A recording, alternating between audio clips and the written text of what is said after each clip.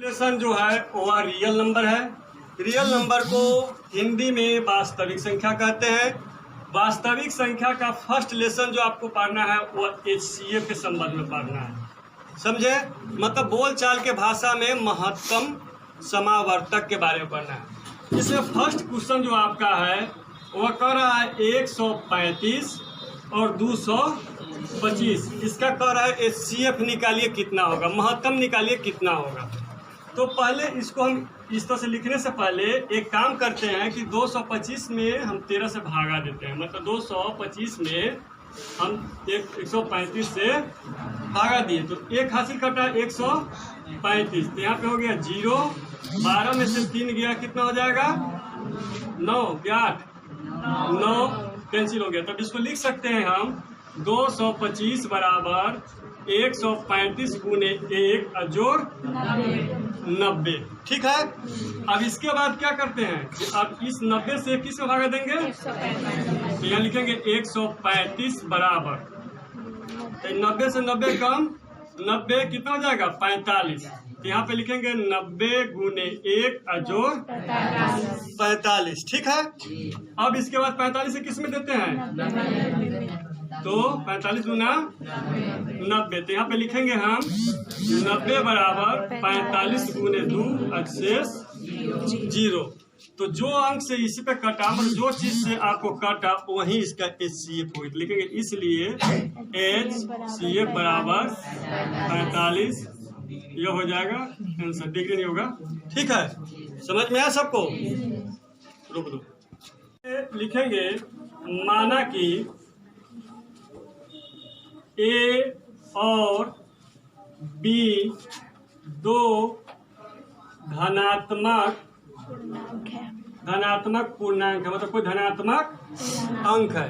तो जब धनात्मक पूर्णांक होता है तो B से जब A में हम भागा देते हैं तो हमको क्या प्राप्त होगा, A बराबर BQ प्लस R प्राप्त होता है, ये ना प्राप्त होता है। क्वेश्चन में आपको कह रहा है इसके जगह पर B के जगह पर क्या 6, तो यहाँ लिखेंगे B बराबर 6, B बराबर 6 लेने पर, तो यहाँ A बराबर क्या हो जाएगा 6Q प्लस R।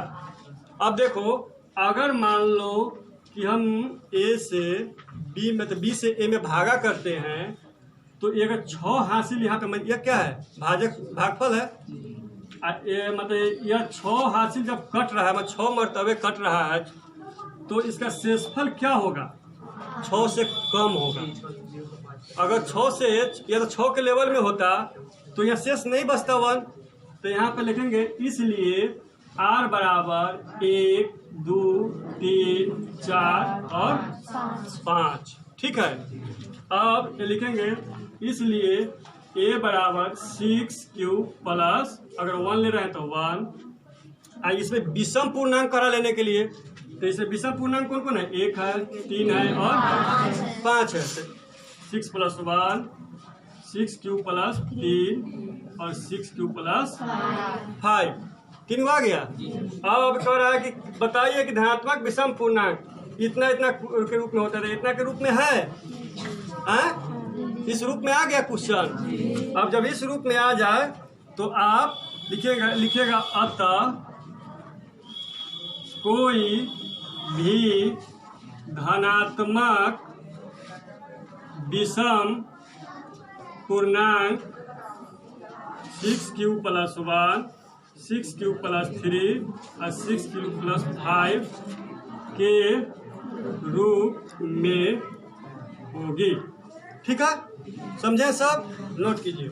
में है कि 616 गो सेना की टुकड़ी है, मतलब 6 किसी यूनिट है, उस यूनिट में 616 गो पुलिस है और उसको 32 गो लाइन में खड़ा करना, 32 गो लाइन में मतलब खड़ा करना है, चाहे उसको मार्च करवाना है। तो बता रहा है कि बताइए कि स्तंभ मतलब कितनी वो लाइन में खड़ा हो सकता है और उसके बाद में वह कितना मतलब मार्च कर सकता है। तो इसका आसान सा तरीका है 616 और 32 का HCF निकालना। ठीक है। निकल जाएगा। अब इसको हम क्या करेंगे, 616 को 32 से हम अगर भागा देंगे तो यहाँ पे 616 और 32, तो 32 गुना 64 हो गया, ज़्यादा हो जाएगा। तो 1 2 3 ये हो जाएगा 9, ये हो जाएगा 2, इसके बाद हो जाएगा 6, तो 32 से 6 3 18, 9 3 27, 9 से देखते हैं, 9 दूना 18 और 9 3 27 1 28, ठीक है। उसके बाद 8 कैंसिल, अब यहाँ पे हो जाएगा, तो इसको लिखेंगे 32 गुने 19 और जोड़ 8। अब यहाँ पे हम लिखते हैं 32 बराबर तक, यहाँ 32 8 चौका 32, यहाँ पे लिख देंगे 8 गुने 4 जोड़ 0, ये लिखेंगे। इसलिए HCF बराबर क्या हो जाएगा, इसका आंसर 8 हो जाएगा। समझ में आ गया, नोट कर लीजिए।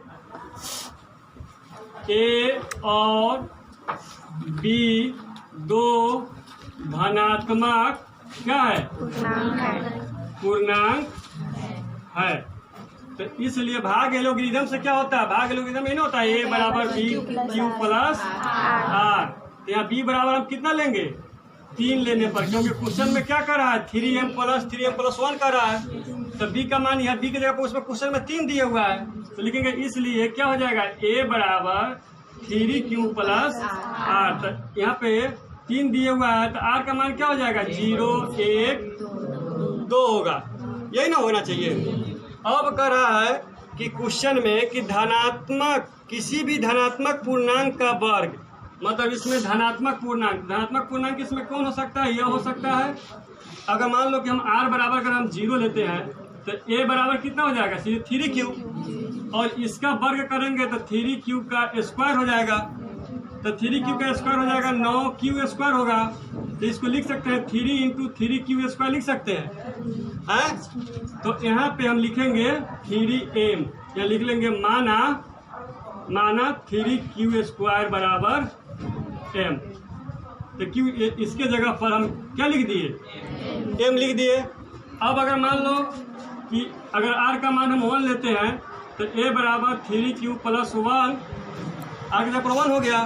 अब इसका क्या करना है, वर्ग करना है, तो यहाँ पे हम लिखेंगे a स्क्वायर प्लस 2ab अब प्लस b स्क्वायर, तो 3 3 9q स्क्वायर प्लस 3 दूना 6q अब प्लस 1। इसमें से हम क्या करेंगे, 3 कॉमन ले लेंगे, तो यहाँ पे हो जाएगा कथी, 3q स्क्वायर प्लस 2q अब प्लस 1, यहाँ पे लिखेंगे 3m प्लस 1, यहाँ पे लिख देंगे उसी तरह से माना कि 3q स्क्वायर प्लस 2q बराबर m, तो इस रूप में आ गया, जो क्वेश्चन कर रहा था उसी रूप में आ गया। तो लिखेंगे इसलिए किसी भी धनात्मक पूर्णांक की वर्ग 3m तथा 3m प्लस 1 के रूप में होगी। आंसर, माना कि a और b दो धनात्मक पूर्णांक है, उसी तरह से जैसे पीछे क्वेश्चन हम बनाए हैं, तो इसमें यही हो जाएगा, भाग एलोगरिथम से a बराबर bq प्लस r।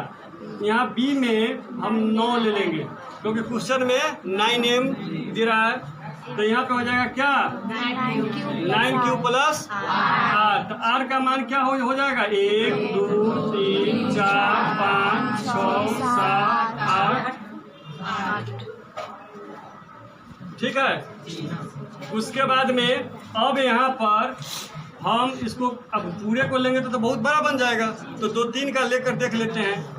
तो यहाँ पे अगर पहले ले रहे हैं r बराबर क्या लेंगे, 0, तो a बराबर क्या हो जाएगा, 9q, तो इसका क्या करना है, क्यू करना है, तो 9q का मतलब 3 बार गुना करेंगे तो क्या हो जाएगा, 9q का 3 बार गुना करेंगे तो क्या होगा, 9 9 81, 81 9 729, मतलब 729 क्यू के क्यूब, ठीक है। तो यहाँ पे हम 9 कॉमन ले लेंगे, ये क्या हो जाएगा, 81 क्यू के क्यू, तो इसको लिख सकते हैं 9m, उसी तरह लिख देंगे, माना कि 81 क्यू के क्यू बराबर m, उसी रूप में जा रहा है, कोई दिक्कत नहीं हो रहा है। फिर उसी तरह से अब 2 ले लेंगे। अब r बराबर 2 लेने पर तो जब 2 ले लेंगे तो क्या हो जाएगा, तो a बराबर 9q प्लस 2 के क्यू। अब ये प्लस b का होल क्यू करेंगे और जिस तरह से हम पीछे स्क्वायर वाला बनाए हैं ठीक उसी प्रकार से कॉमन लीजिएगा, लास्ट में उसी तरह से मान लीजिएगा, बन जाएगा। कोई दिक्कत?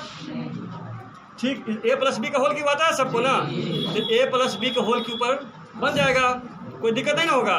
और अंत में लिख दीजिएगा अतः a और b धनात्मक पूर्णांक होने पर उसका घन इस रूप में होगी। ठीक है, लिख देने के बाद में चैप्टर हो जाएगा आपका